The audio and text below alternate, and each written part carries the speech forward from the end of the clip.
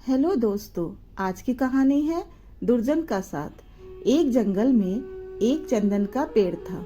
एक तरफ बाकी सब पेड़ थे जो समूह में झुंड में थे, वहीं यह चंदन का पेड़ जो अकेला था, सालों तक इसी तरह से अकेले रहने की वजह से चंदन अपने अकेलेपन से परेशान हो चुका था। उसे भी अब विचार आते थे कि उसके साथ भी कोई खड़ा हो या कम से कम उसका कोई दोस्त हो, जिससे वो इतने बड़े जंगल में खुद को अकेला न महसूस करे। एक दिन उसने अपने सामने कुछ अंतर पर खड़े पलाश के पेड़ से कहा, तुम तो देखने में बहुत सुंदर हो। तुम्हारे कितने सुंदर फूल हैं। मुझे पता है तुम्हारे कई सारे मित्र होंगे, लेकिन अगर तुम चाहो तो मैं भी तुम्हारा मित्र बनना चाहता हूँ। पलाश का पेड़ मुस्कुराया और बोला, हाँ हाँ, क्यों नहीं, बल्कि मुझे तुम्हें मित्र बनाकर खुशी होगी, क्योंकि तुम ज्यादा सुंदर ना सही, लेकिन तुम्हारी खुशबू इस पूरे जंगल को महकाती है। तुम्हारी वजह से हमारे आसपास की हवा खुशनुमा रहती है और हमारा दिन अच्छा गुजरता है। पलाश की मीठी मीठी बातें सुनकर चंदन के पेड़ को बहुत अच्छा लगा। उसे लगा कि आखिरकार वह अब अकेला नहीं रहेगा और पलाश उसका सच्चा मित्र बन पाएगा। लेकिन वह कितना गलत सोच रहा था, यह उसे अपने भविष्य में पता चलने वाला था। एक दिन एक लकड़हारा पलाश के पेड़ की छाया में आराम कर रहा था। लकड़हारा काफी चिंता में दिखाई दे रहा था। पलाश ने उसे उसके चिंता का कारण पूछा तो लकड़हारे ने उसे बताया कि वो जंगल से सूखी लकड़ियां काटकर उन्हें बाजार में बेचता है और उनसे पैसे कमाता है और इस तरह से वह अपना घर चला पाता है।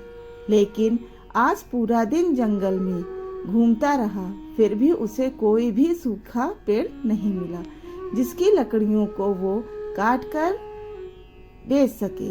आखिरकार थक कर वो यहाँ आराम करने बैठ गया। पलाश लकड़हारे की बातें सुनकर बोला, बस इतनी सी बात। माना कि तुम्हें सूखी लकड़ियाँ नहीं मिली, मगर तुम्हें कुछ कीमती लकड़ियाँ मिल जाएं, जिन्हें बेचकर तुम्हें अच्छे खासे पैसे मिले, तो तुम्हारी समस्या हल हो जाएगी। लकड़हारे ने कहा, तुम कह तो ठीक रहे हो, लेकिन मुझे कीमती लकड़ियां मिलेगी कहाँ से? पलाश के पेड़ ने लकड़हारे को अपने सामने कुछ दूरी पर वही चंदन का पेड़ दिखाया, जिससे उसने थोड़े दिनों पहले ही मित्रता की थी। लकड़हारा तुरंत चंदन के पेड़ के पास गया और उससे थोड़ी लकड़ी काट ली। चंदन का पेड़ पलाश की धोखेबाजी से काफी दुखी हो गया। उसने सोचा कि उसने पलाश की ऊपरी सुंदरता देखकर उससे दोस्ती की, इससे अच्छा वह उसको भीतर से जानने के बाद दोस्ती करता तो अच्छा होता। उसने सोचा जरूर पलाश के पेड़ को इस धोखेबाजी का जवाब देगा। लकड़हारे ने लकड़ियां तो काट ली थी, लेकिन वह कुछ सोच रहा था और चिंतित दिखाई दे रहा था। चंदन के पेड़ ने उससे पूछा, अब क्या हुआ?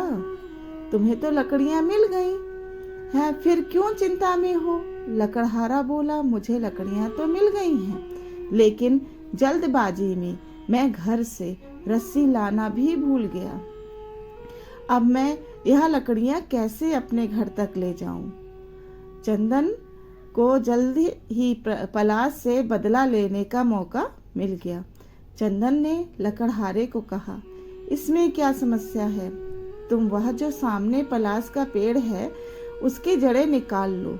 वह जड़ें काफी अच्छी रस्सी की तरह मजबूत होती हैं। उनका इस्तेमाल करके तुम लकड़ियां बांधकर अपने घर तक ले जा सकते हो।